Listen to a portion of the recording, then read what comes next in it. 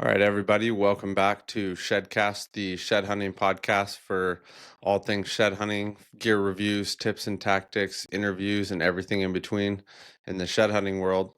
Today with us, we have Nick with DR Outdoors. So, Nick, go ahead and, Nick's a shed hunter. We met online, just kind of different stuff. He's been chatting with some of the shed hunters I've already interviewed, but got through Instagram with Nick, and great shed hunter. Got a lot of other stuff going on. So wanted to get him on the podcast, let him kind of introduce himself and tell us who he is. Yeah, absolutely. I appreciate you having me on. And KJ says nothing but good things about you. And Yeah. KJ is an awesome dude. Hopefully, we'll all get together here soon for a trip. Sounds like we've got kind of a big group for Arizona, which would be awesome. Yeah, And I'm excited excited for that. for that. Yeah. But yeah, and I mean, Colorado native, born and raised outside of Denver. My dad was a hunting guide while I was a kid, and then just kind of progressed from there as far as the love of the outdoors. Been going out since before I could walk, pretty much, sitting in a little camper or whatever, and hanging out by the lake with my mom and my grandfathers. Um, all different types of adventures right from the jump. And then as I got older, was starting to do my own adventures and things like that. Did a lot of East Coast whitetail hunts, which weren't necessarily the best for me because I'm a walker. I don't like to sit. Anyone that goes out with me and hunts, if we sit for too long, I'll probably just end up falling asleep. Oh And yeah. patience is definitely something I had to learn, especially with late season elk hunting and things like that.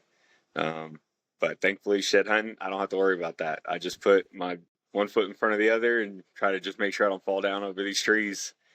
So Yeah. um, during the 9 to 5, I'm a regional tech support and install service person for a engineering software company, Hmm. and that's great. It's awesome. I like it. I travel.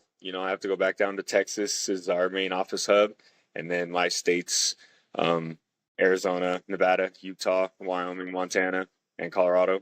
So pretty much all great states to have time in for sure. Hmm. Then yeah, I mean I hunt as much as possible and do everything outdoors related. But Hmm. hiking and shed hunting has become kind of just my natural pastime, I would say. Hmm. It's takes very little to get out there. Even the gear, it can be minimalized. Obviously, you can have top-notch everything if you want it, but you can Hmm. also go out there with just, a good frame pack and some stuff to tie them up with. As long as you got good boots is the main thing, and boots are where I spend probably more of my money than anything. You gotta take care of your feet. So other than that, I think it's getting tougher to shed hunt in my opinion, but that's okay. It just means more people are getting out and doing it. But Hmm. as long as everyone's not screwing with the animal habits and making sure they're respecting the land, I have no issue with it whatsoever. Hmm. Yeah, I mean, it seems like it. I'm sure. So, how long have you been shed hunting? I've been shed hunting, well, so kind of off and on when I was younger, but really got into it the last probably 9 or 10 years, where it was actually like, okay, when we go hiking, we're going to look for sheds instead of just kind of walking around and then ended up finding them. Probably about 10 years where it's actually dedicated, pick a spot, go in, look for animals, and try to Hmm. figure out where they were wintering. It hasn't gotten good until about 2020 was kind of what I consider my breakout year.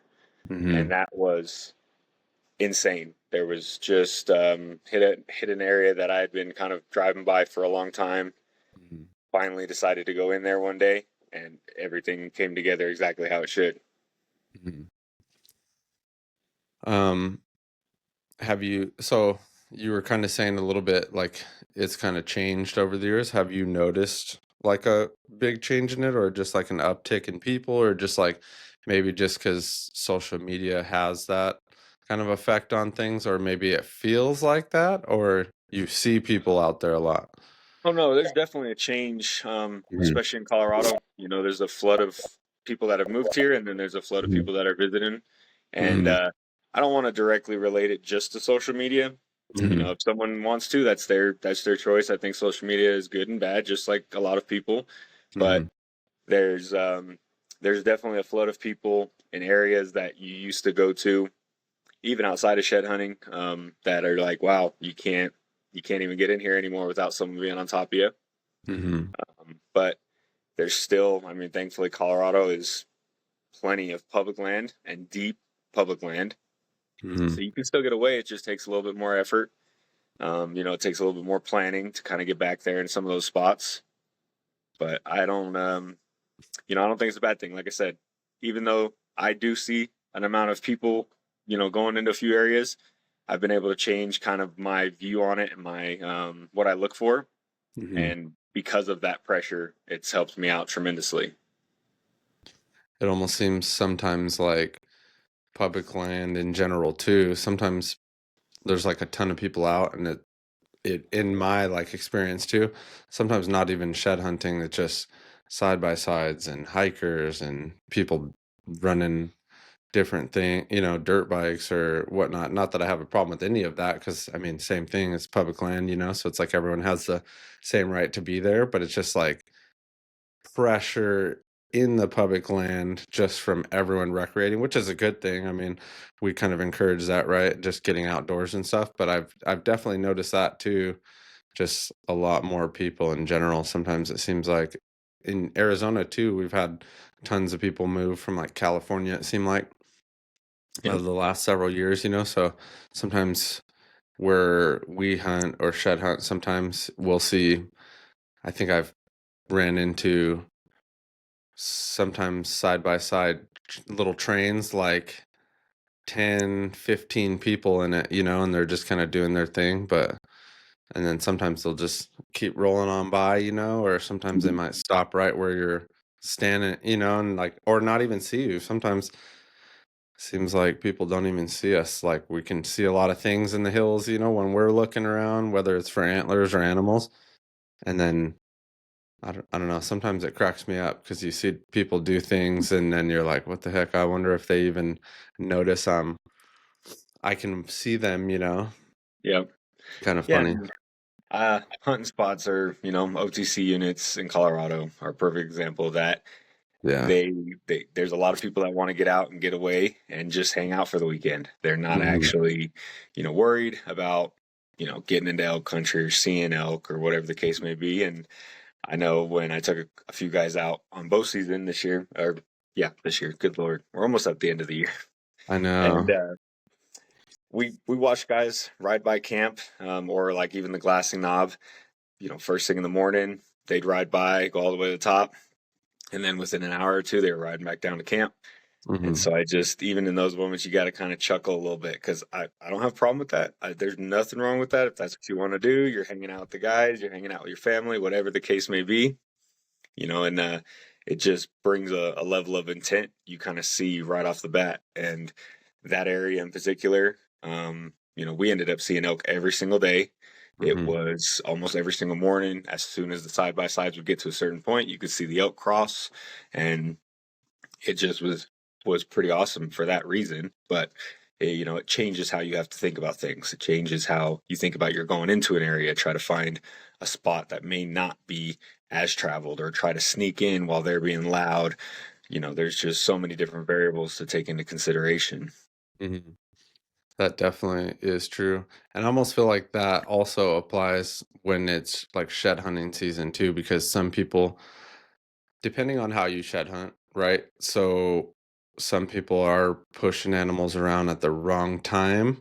And then some people are playing it safe and watching from a distance. Or when these guys are messing something up, then they're like, okay, now where are they going from there, right? Watching those like pressured animals tuck into those really deep pockets or something, or places that you wouldn't think, like right underneath somebody's nose, or they're driving right past them before they go, and you mentioned that earlier, like, you're driving by this spot over and over and over, and we like pin it and we're like, I got to go check that out someday, it looks perfect, and then finally you go in there and you start just sweeping up sheds.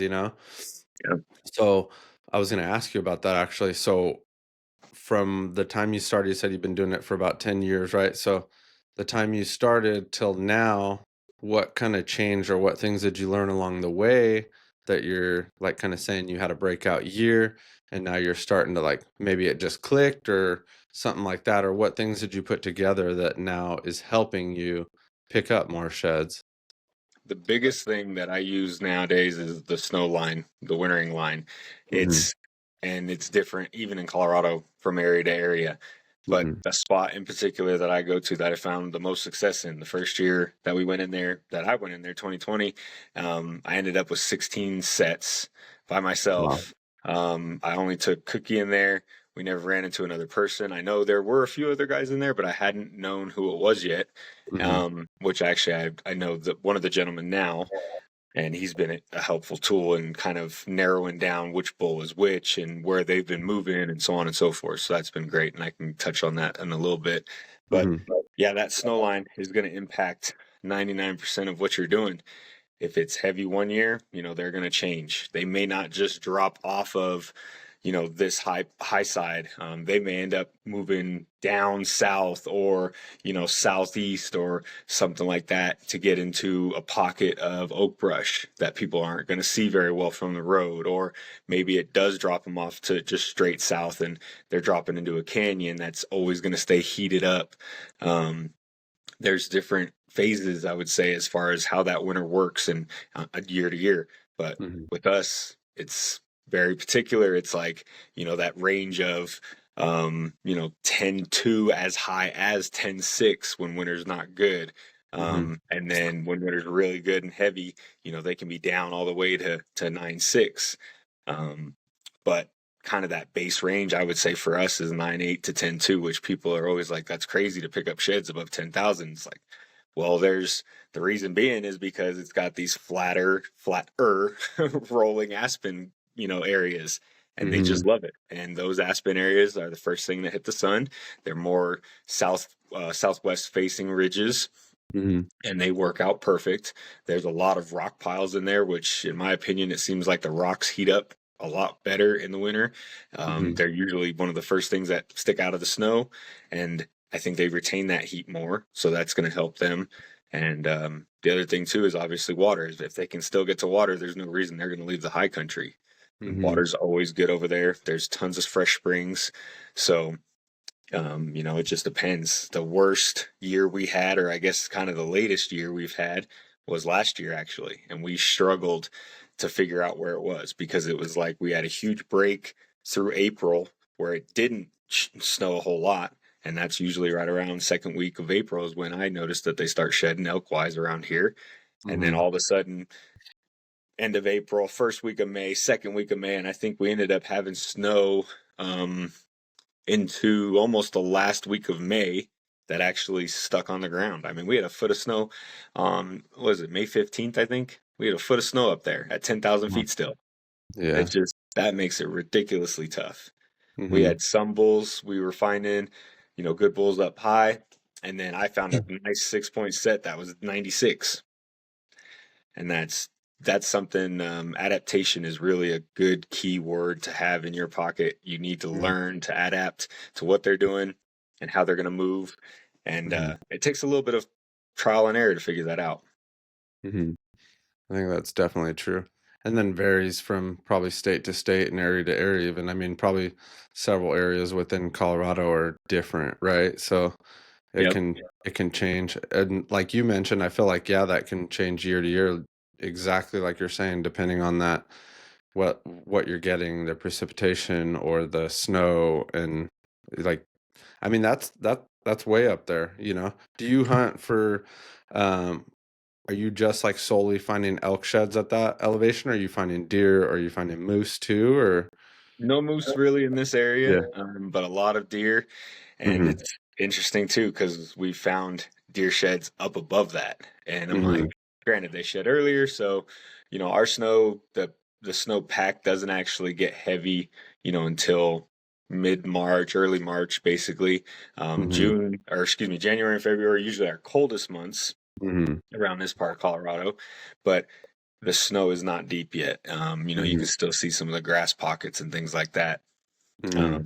And yeah, it's crazy. I've not fully narrowed it down to what they're going to do completely. Mhm. There's canyons that we haven't gone into. There's an entire south range of this unit that we haven't touched simply Mhm. because it's difficult to get. I mean, you need horses to go in if you're going in from the bottom or the north end.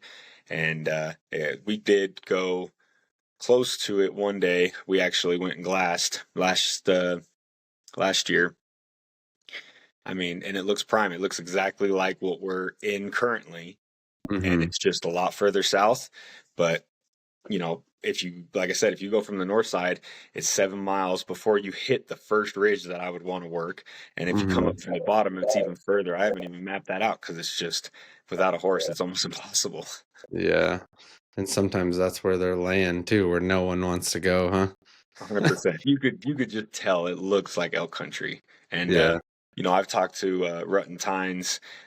He's awesome, good young man. He really gets after it hardcore. And Mhm. he's kind of like, man, we pick him up, 57, 60 something feet, 60 something 100 feet. I'm like, Yeah. I wish that would be so nice. Yeah. The main spot we run into, and I joke with people all the time. I say, I don't know how many people would want to do it 4 sheds. It's 4 miles any way you go, and it's Mhm. all below down. You're pretty much side hilling the entire way until you get to that elevation line where you can finally start climbing up. And then Mhm. it's nothing but ridge drainage, ridge drainage, ridge drainage over and Mhm. over and over. So, um, I take a few So people in there, and then yeah. we met a gentleman that has cameras on there up there. And funny story about me and him, we were working an area, found a wallow, took our backpacks off, and kind of sat down, and we're just hanging out. And I was with Taylor Stay Glassing, Mhm. and all of a sudden we look up, and I'm like, dude, did you put your camera out already? And he's like, no. I was like, oh, well, we're sitting here, camera's here, and it's just been watching us the whole time. So Oh, we yeah. laugh, and he takes his phone, puts his number on it, puts it in front of the camera. The guy reaches out to us, and yeah, he's been awesome. We actually had run into him before, Mhm. but it was just kind of coming in and out.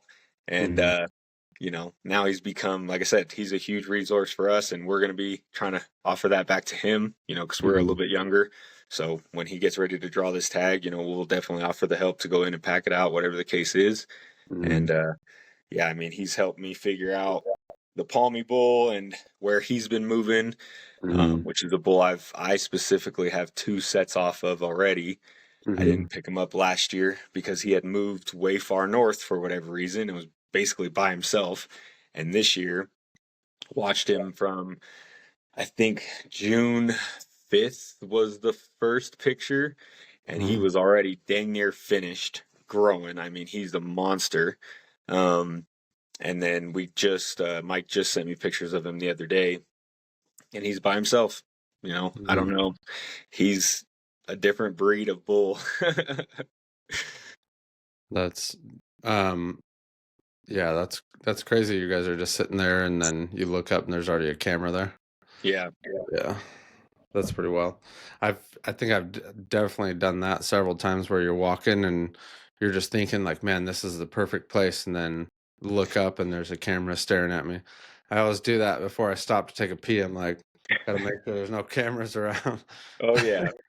Just because people just put them anywhere and everywhere. Now Arizona like basically banned the trail cameras in certain like shades of gray, but so pretty much shouldn't be any out, but still look around just in case, because I'm always like, I swear one of these days I'm gonna start peeing or something, and then you look up and it's just gonna be staring right at you. Yep. Like, Absolutely. whoops. Yeah, and that's unfortunate. Arizona went that way. Colorado's kind of teetering, it seems like, to something Mhm. similar. However, they've really focused on the cell cameras. Mhm. The terminology in the brochure says, in the pursuit of game animals, they're not allowed. So, in my eyes, that's you can't get a picture of an elk or a deer and then immediately run in. But, Mhm. even to that extent, it's like you're not getting in there in 15 minutes. And if you are, chances are it's like your backyard or something like that, right? So, Mhm. Yeah. um, that's a debate for a different day. But, you Yeah. know, hopefully they don't, because right now we have the ability to leave cameras out all year long. It's ridiculously beneficial throughout the winter when you can't get up there. and Absolutely. figuring out kind of how they're working it and stuff. So Yeah.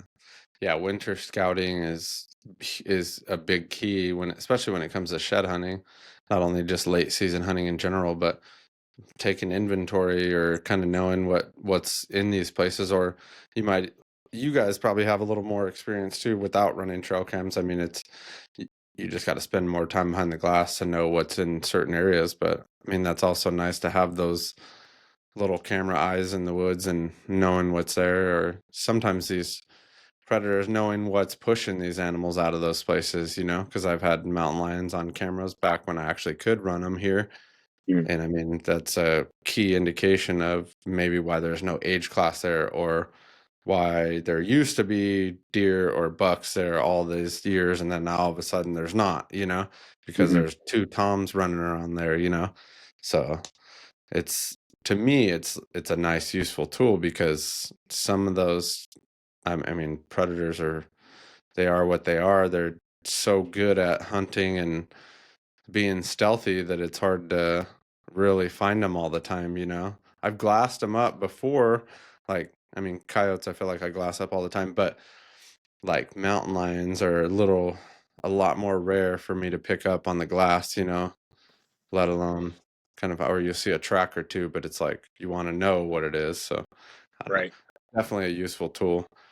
Um, so for the shed hunting stuff, so um you said you had some like pretty good sets and stuff that you like kind of stand out to you, like some of the key or like kind of core ones that stood out to you.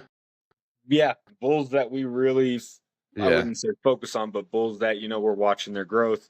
Hmm. We're trying to pay attention to, rough estimation from year to year, the differences in Hmm. their growth when they're going to kind of hit their peak versus their end. The one bull that Cookie and I matched up in 2020, I Hmm. kind of nicknamed the Crown Point Bull, and he has great features. He's just super awesome, but he kind of tapered off, and then we didn't end up seeing him anymore after that. Haven't Hmm. had any trail cam pictures of him or anything. We've got a younger 6 point that I'm more than positive we picked up at the end of 2020, kind of late, and now he's moving on the way up. I mean, he looks really good. He's still not very heavy on his beam, Hmm. but he's just a great bull. And then Palmy, which interestingly enough, I never had a picture of him until Mike, and no matter what I did, where I put it, I had pictures of really heavy front-ended bulls, but it Hmm. wasn't finished. It was early on, and then after that, I would lose him. I don't know if one of those was him, just because his fronts aren't super unique. This set that I have is kind of, but yeah, it's now I have 2 years plus a bunch of pictures, and Yeah, that's this pretty Crown cool. Point bull. Oh. So the reason we call him a Crown Point is simply just because he's got that big old extra, and Yeah, it's a no, big that's old really heavy cool. royal Yeah. long It's like, beam that just goes forever. yeah, So yeah, that point coming off is pretty cool looking. yeah, I mean it's just like perfect on that edge too. And it's big. Yeah. Yeah, yeah, he's a good bull. And so yeah, Cookie and I matched this guy up. Wow. And Can't he's even just, get him in there. yeah, I know that's big. And he's just got that extra point on the one side too, huh? It's the one side, 6 on this Wow. side, 7 on the other. Wow. He's got good mass on there too. Yeah, he's good. And thirds are always good in this unit. Really curved hard, tall. They thirds are usually like the first thing that we notice. Yeah. But in I feel like those comparison, are always like um key ones to help with scoring and stuff too, because a lot of times you'll get big fronts, big backs, and then the thirds in the middle there are like, yeah, that one's got some really good, the mass on that main beam. Yeah, look at that thing. Holy cow. yeah. So that's why he's called Palmy. Yeah. Gosh, the 5 on that right side too. Wow. Yeah. That is some mass right there. So then this year, the left side, he was a double third, Mm-hmm. and then now he's been changing. He doesn't have the double third anymore, but he has an Mm-hmm. extra that is switched sides. So 20, 24, which I have not found, Mm-hmm. he has an extra over here, and then the other side didn't have anything. It was just kind of a slick six. And then now this year, he's Wow. actually he's more of like a 8 by, if you count the little extras, he's an 8 by 7. And the extra is on the right side royal. And then that one right there between 2 and 3, it looked like almost bladed out on the main Yeah, beam, he's got right? major ridges essentially Yeah, for that's like whatever a reason. really, really cool character there. And then triple brow, Oh, wow. which again, Oh, yeah. heavy, big, heavy set. Just insane fronts. I like to do it Yeah. how do I do it that way? Yeah. Holy cow. Wow. Right off Busted the, on the back end, right off his beam. yeah. Like just really kind of tall frame, long beams, Mm-hmm. and heavy, heavy antlers. Yeah. No, those are, look at the bases on those too. Yeah, and bases. So I'm kind of weird. I take measurements, at least rough measurements, off of pretty much everything. Yeah. Bases on what I would consider are the bigger bulls are pretty much 9 to 13 inches consistently. That's pretty Mm-hmm. much what it is. Beams, most of the beams have been right around that 40 mark. Some of the longer ones, 45. I mean, they're pretty good. Mm-hmm. So, Crown Point, rough score, he would have been in that 350 range. Mm-hmm. Palmy was scored by a friend of mine up in Gunnison who owns Trader's Rendezvous. Him and his family own it. And he's actually a BNC scorer, official Mm-hmm. measure. He put the tape on him, and he was 364 and 5/8 with a 30-inch spread credit. So Wow. with the missing third, if he would have had that same third on there, added in, and then if he would have actually been the spread that I think he is, Mm-hmm. which is probably bigger than 40, looking at the trail camera pictures and stuff we have of him, he would actually be closer to that 380 range. Wow. That's a So, big bull. Yeah. yeah, super big. Um, you know, I joke with everyone because I'm like, that's my bull. Like, I'll probably draw the tag this year, and just going in there multiple years, no one else has picked him up. If Mm-hmm. I if I end up picking up 24 and 25 sets off of him, his set off of him, then I kind of solidify that in my opinion. Yeah. That would be awesome. Especially So, with the changes over the years too. oh, it's been awesome, yeah, And and that those sets are freaking huge. yeah, and what that does for me is like if if they grow a lot, maybe what did the winter do that year? How quick was the grass coming back? Mhm. Where were they at? Where did they change to live in for the winter? If Mhm. they didn't do very well between years, what happened? Did he have an injury? It's just kind of things that run through my head. Maybe I'm overthinking it. Yeah. I just kind of break it down that way for myself more than anything. Mhm. Oh yeah, and then everyone likes big mule deer, but Colorado doesn't have the deer like we used to. Mm. That's a nice heavy set though. Yeah, look at the little extras coming The off. cheater, yeah, he busted those ones. Yeah. But yeah, you know, I've done a little bit of shed hunting in Colorado, and I mean I don't think I ever picked up any sets. I think I picked up 7 singles, but I mean, they were all pretty good. I liked the size, the mass on them, all oh seemed yeah, pretty good. Yeah. I So, think so 2 years ago was kind of my best year to date. mhm. 83 sheds personally. And between Taylor and I think we ended up with 175. Wow. Um, and that was just grinding, hardcore, pushing. Mhm. We have one section a little bit further south that I jokingly call the flats. It's not flat, but it's flatter than what we normally shed hunt in. You Yeah. climb up this canyon and you kind of get to these rolling grass hills that all converge to one bigger peak. Um, Hmm. that has paid off tremendously for us in the years past. It's a good wintering ground. Hmm. So, this year though, I keep telling everyone it's like I'm not worried about shed numbers. I want one particular bull for myself Hmm. personally, and then I want to branch out. I want to start sharing time with people, Yeah. getting to know people, and just kind of marketing in a sense. So Hmm. there's so many great young men and women that are just killing it, and Hmm. there's no reason to expand and see what they're doing, and just give them some love and appreciation. Yeah. No, that's really awesome. That's what I like doing about this too, getting to branch out, talk to everybody that loves it just like I do, and like even you're planning on like kind of doing a little shed tour yourself, so that's awesome to be able to like kind of be a part of that and meet other people and kind of just dive in person is kind of cool to be able to talk about it, and then to just hit the boots on the ground in certain places and just go for it, and see what we can turn up is also going to be even more awesome. Yeah. Well, a little selfishly, I mean, I'm hoping to draw that Arizona tag where we're gonna go. So, I Yeah. mean, I'm not gonna lie, I'm going in there to scout twos. Heck yeah. I mean, I hear nothing. Like I said, I didn't have too much time up there myself, but I've heard nothing but good things about those units. A lot, I mean, just that one particularly, but also kind of strung along across all of those units next to it. All really good stuff. And Yeah. Arizona in general, I mean, my dad's killed I think my bull is like 260s, but my dad's killed a 360, a 350.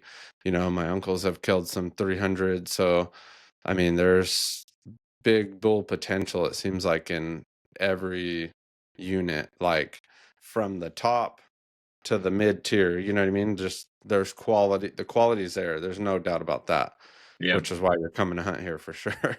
Oh, I've Yeah. dreamed of Arizona for years. Yeah. Just late season rifle hunt, low country in the cedars, like that. Just that picture in Yeah. my head. Everyone's like, "Oh, that. Why do you want to do that?" I said, "Because all I do is high alpine stuff. I mean, even Yeah. parts of Durango or the Western Slope, but Hmm. it's still not like that look of Arizona, that true like desert clay. Just I don't know. I've always been drawn Yeah. to it. No, it's a beautiful place too. And then, like you said, getting your eyes on. I really like that type of country too. The cedars and being able to kind of glass and stuff. And I've had a lot of good luck in that type of country. So it's just been, I mean, icing on the cake when you can glass big bulls and chase them around. So Yep, that will be truly awesome. Yeah. Hopefully, if you do get drawn too, I mean, I'll definitely try to make it up there and help out with some eyes on the glass. appreciate Just that to big time. just to be a part of that, is fun. Yep. But you can definitely turn up some big bulls in this state. Um, when you guys, I mean, actually, speaking of hunting, you got linked up with Eric Chesser, Jordan, is it Harbertson, Yep. Matt Lee? How did you get linked up with those guys? That seemed like a cool, I mean, one, just a bunch of cool dudes to get linked up with, and then two, being able to go on probably some really cool hunts too, huh? Yeah, really just the one hunt. They Oh, were okay. I've talked to Eric, off and on through Hmm. social media, following the shed hunting and stuff like that. And Hmm. he's always been kind of a positive supporter and just been, always like, man, get after it, just kind of things like that, which are, Hmm. beneficial and just hugely appreciated. When someone gives you the recognition that's on that kind of high level, it just Hmm. makes you feel good. And yeah, they were in Colorado last year, and I was talking to Matt, and Taylor was talking to him too, and we were kind of trying to give him some information about the area that they were in. And I finally was just like, man, I just got done guiding, and came off the mountain. And Taylor texted me. He's like, dude, do you know they're here? Do you know any areas, any info about it? I was like, yeah, I've got some pins. Let me get some other pins from people. I had never went in there personally, but I had been saving that area kind of just in my back pocket. Hmm. And so I just ended up driving up there. I think it was that night. And I got up there and just started checking access, started running roads, checked some glassing knobs. And then when I met up with them where they were staying, Eric was like, here's Onyx. Where do you think we should go? And so I kind of looked through. I said, well, here's this, here's the factors that we're looking at. My opinion, pressure being down low. I said we need to go up. We kind of need to work these back pockets. It's not going to be easy, but I think we could have some good luck back there. And so we kind of, between Eric and I, we kind of narrowed down where we were going to start, and that's where we went. Then literally, it was like storybook moment. All of us glassing, boom, sunlight breaks. There's elk down here. Boom, there's been another big group over here. Boom, there's another group over here. And then all of a sudden, Eric's like, "Oh, there's bulls in the back." I mean, like I think he said it was 10 miles. And I'm just like, I mean, dots. Even in the scope, they're dots. They're just gold dots on the mountainside. And it just made sense. Nice, big, open, sunny slopes, grass slopes, dark timber, high up. There's no reason that they weren't bulls. So Eric does what he does best and got on Onyx and was like, all right, looking at access, figuring out how we can get in there. Finally figured out, a particular spot we could park and then hike up and over, like from the backside of them. So literally hike up and over. I think the ridge ended up being 13,000, and then drop back into them. So we backed out, went and had breakfast, went all the way around, and started working in. Sat on them for a few hours, and then again, storybook moment. Those bulls start walking out. And they hammer 3 of them right then and there. And then it was a long night of breaking down and getting things to the meat tree. And, everyone, if you haven't seen the Trip Bull video, I implore you to go see it. It was unbelievable. I just can't imagine anything working out better. Those guys are super awesome and have done tremendous things for the outdoor world and have flipped it upside down from what was originally Outdoor Channel and all that stuff. Nothing against it. They have completely renovated the hunting industry as we know it. Yeah. No, they make awesome videos, and then all their company and all that different stuff, I mean, they put out is pretty cool. Seem humble, very humble too. So that's like pretty cool on top of that, so. Absolutely. That's awesome. Sounds like a great opportunity. Not only, I mean, just getting to hunt with people that you look up to like that, but then also being able to kill 3 bulls on one hunt in the same day, same area. I mean, that is that's not an everyday thing either. Nope. That's a huge opportunity for sure. Yeah. You have your own thing going now too, right? Tell us a little bit about that. Yeah, absolutely. Everyone kind of knows me as Dr. Outdoors on Instagram, and that's I love that name. I appreciate that name, but it's actually not it's actually just kind of shortened up, and most people didn't even realize that, which is fine and funny. I love it. Yeah. I love that it kind of became like, oh, Dr. Outdoors, because I joke and tell people I'm the Grim Reaper with hiking. You come hiking with me, you're gonna have a hard time the first time. Short story, taking Cookie out the very first time I met him. I made him and his wife do a summit with me. And it was me, my ex, Cookie, and his wife. And kind of didn't tell him anything, told him we're going to do a summit. And, he shows up with all this extra gear he didn't need, hardly any food or water. So we take him up, all the way to the top. And I think by the time we got back down to the car, it was almost 13 hours, and I forget how many miles. And he didn't talk to me for 2 weeks. So I joked, and we joke about it today. I'm like, man, I thought I broke you. I thought we weren't going to be friends after that. And that's just kind of become a benchmark. Even Taylor, I took Taylor out the first time and took him into this gnarly canyon stuff. And it didn't go as far, and it didn't take as long. But I'm not a doctor on the mountain at all. I'm just kind of a Grim Reaper. I mean, I'll carry your body out, or your gear or whatever, let your family know. But yeah, Deep Rooted Outdoors is kind of the name that I was using, in my head for a long time. And I know there's a couple of DRO guys that are already doing that, and I appreciate what they're doing. For me, it was just simply, how do I define hunting? Everyone has a different reasoning for why they do it. Their family got them started and things like that. For me, it's just something deeper inside calls me to get out. It is unbelievably easy for me to go out into the woods every single day. It's super easy to be guiding for 10 days straight, come back for 2, go back out for 10 more. Mm, Um, I've never seen it as like work in any manner. It's mhm, tough, it's brutal, it hurts, it sucks sometimes, but there's nothing I picture myself doing more. And that's kind of what I wanted to incorporate into a brand is like, what are you using inside to define yourself, to define your life? What builds your character? And it's a soul connection between people, and how we can touch so many different people's lives by this one aspect. And hunting is that for me.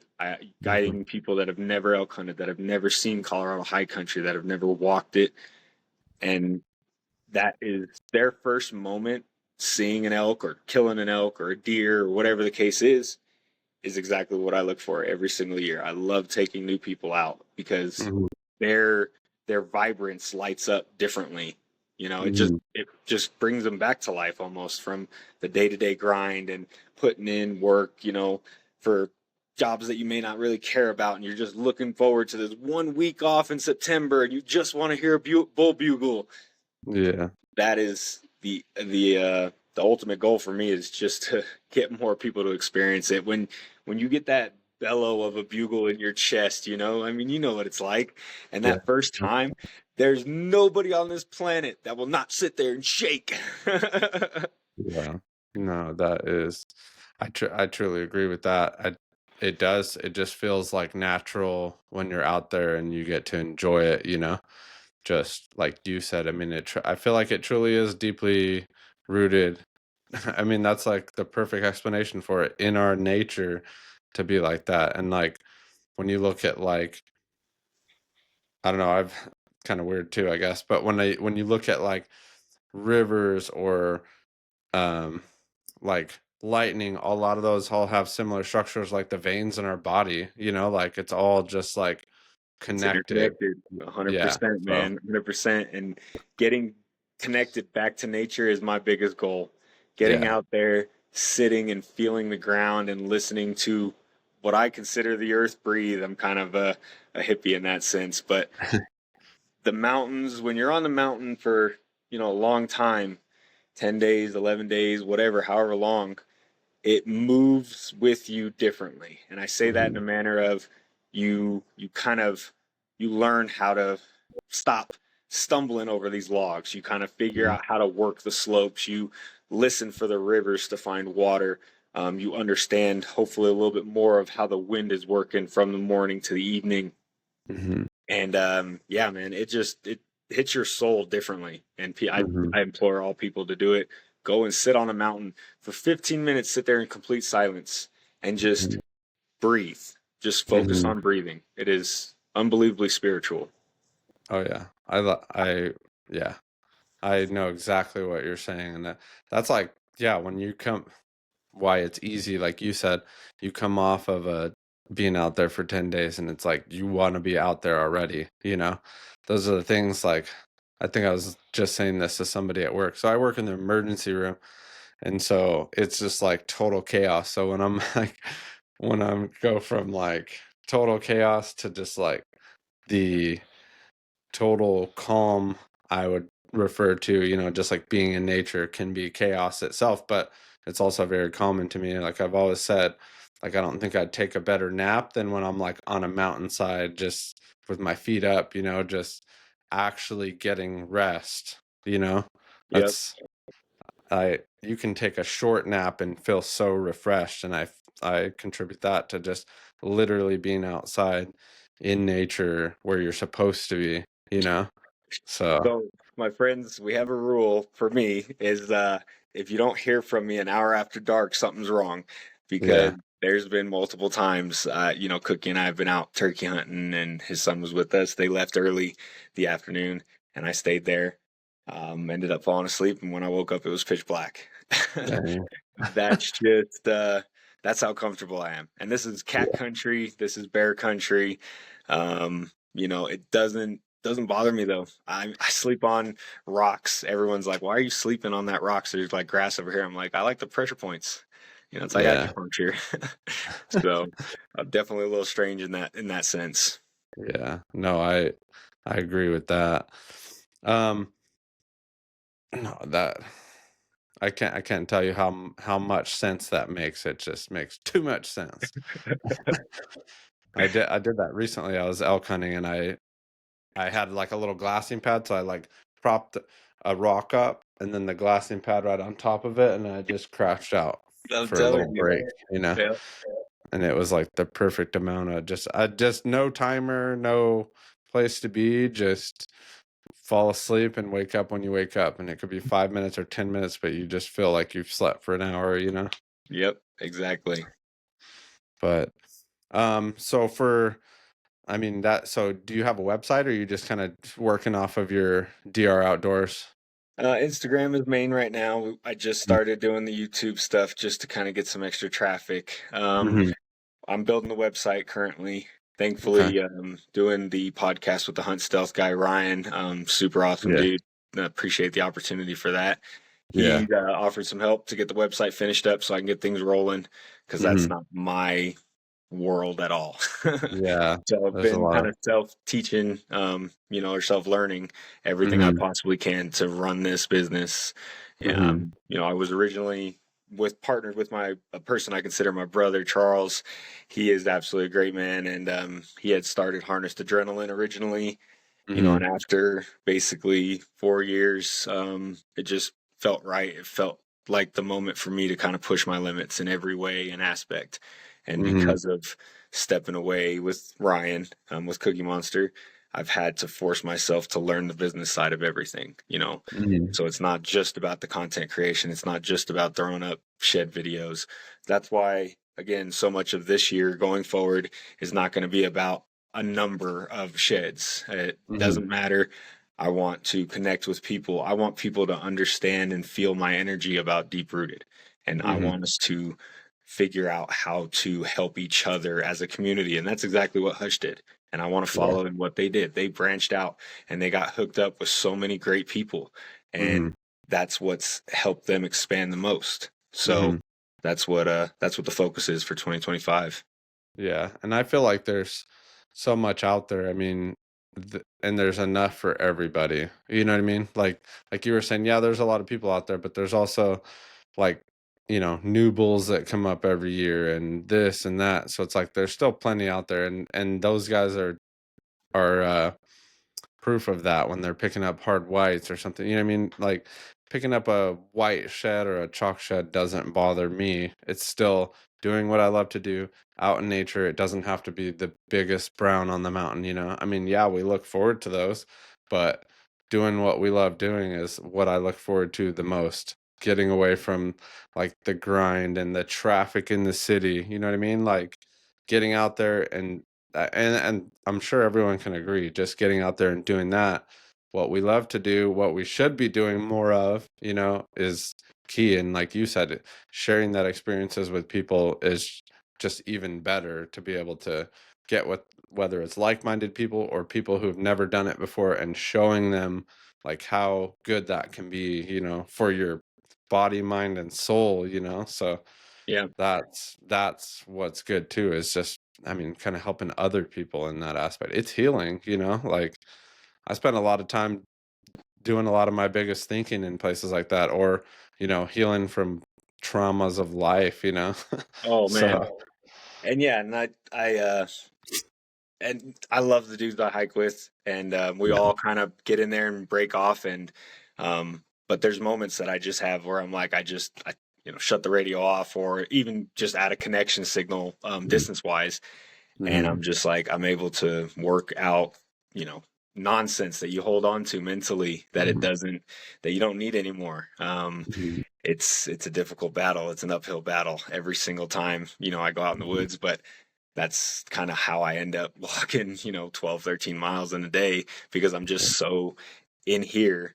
I mean, I'm Mm-hmm. probably passing, a couple of sheds at least to say the minimum. Yeah. Because the other thing too is like I'll get to a point and I'll take a break in my thought process, and I'll look down. I'm like, oh, there's a shed, sweet. Yeah. So Yeah.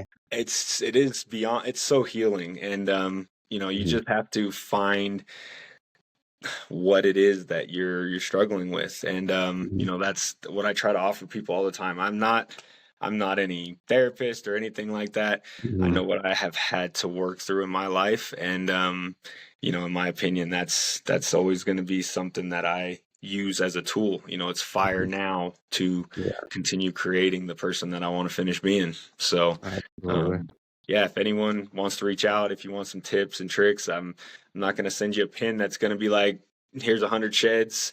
Yeah. But I've always, what I've done with like Hunter and a couple of the other guys is like, okay, well, what areas are you working? Yeah. What kind of topography do you have? Is it Yeah. canyon country? What's the elevation? Have you Mhm. seen the snow line year to year? And we can break stuff down together. It's a Yeah. learning aspect for me too. Hunter has given me some new insight for some of the low country stuff that I want to do.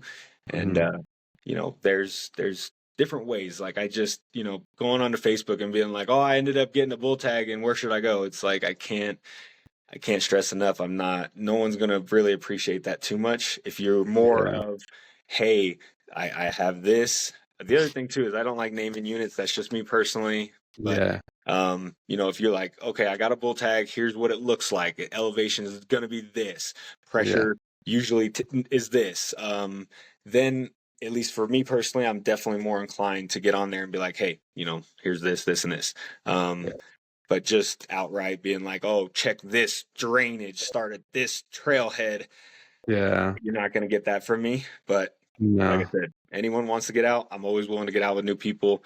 We Mhm. do guide. Cookie and I started guiding more. He Mhm. actually started guiding last year as his first year, and I guided the year before. But we'll make time. We can always make time. The Mhm. guided hunts usually go 5 days right now. A lot of Mhm. it's done on some of the private land leases. We're hoping to kind of fire up the public land stuff as well. But yeah, let me know. Let's try to plan something. I, Yeah. I don't mind one bit. I think truly for myself, I only ended up hunting. I'm getting more hunting days now at the end of the year for a whitetail and plains elk than I did for bow season for myself. And I Yeah. mean, I wanted to kill something with my bow. I had three Mhm. tags: deer, elk, and bear. But I think maybe 4 or 5 days in September actually for myself, and I'm okay with that. I love it. Taking people out, letting them hear bugles, calling them in, Mhm. and yeah, just watching them light up is the best thing for me. Yeah. I like what you said too. I mean, doing your own work to me feels much more rewarding in the end.